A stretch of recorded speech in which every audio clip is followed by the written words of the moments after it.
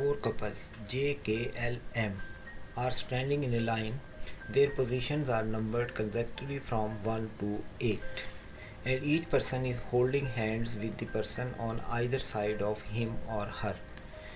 J and J are holding hands, इसका मतलब है ये दोनों साथ साथ आएंगे.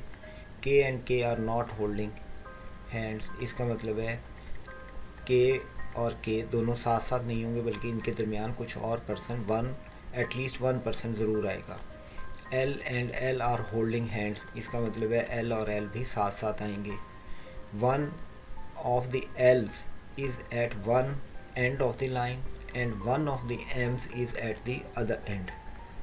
यानी कि इसको ड्रॉ करें तो ये सिचुएशन होगी 1 2 3 4 5 6 7 और 8. अब कंडीशन के मुताबिक हम इस साइड पर LL रख लेते हैं और इधर M रख लेते हैं.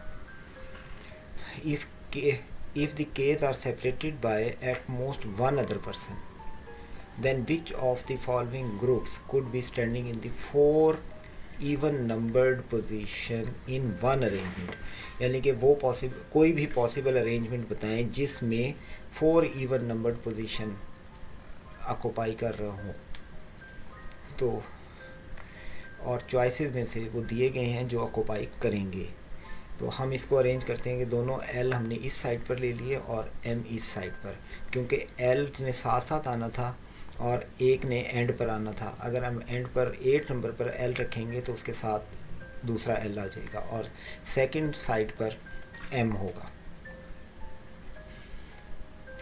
अब K जो है वो सेपरेटेड बाय वन मेंबर, वो ओनली पॉसिबल KMK, सिर्फ ये पॉसिबिलिटी है.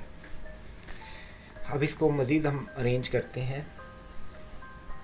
तो अगर हम यहाँ K ले लें और यहाँ M, तो फिर यहाँ पर K आ जाएगा, क्योंकि separated by at most one other person हमने रखना है. अब हमारे पास 2 J हैं जो साथ साथ आएंगे, वो यहाँ आ गए. अब आप देखें कि इवन नंबर पर एक तो ये J आया हुआ है, एक L है और दोनों K इवन नंबर्स पर हैं. और हमने यही बताना था कि 4 इवन नंबर्ड पोजीशंस किसी भी अरेंजमेंट में, यानी कि अरेंजमेंट अगर हम बदल देंगे तो ये तादाद बदल जाएगी, लेकिन हमने पॉसिबल अरेंजमेंट बतानी है जिसमें 4 इवन नंबर्ड पोजीशन हों जो कि दिए गए चॉइसेस के मुताबिक हों. तो इसमें हमारे पास एक J और एक L और 2 K आ रहे हैं, जो कि ऑप्शन E में दिया गया 1 J 2 K's एंड 1 L. इसलिए इस क्वेश्चन का करेक्ट आंसर है ऑप्शन E.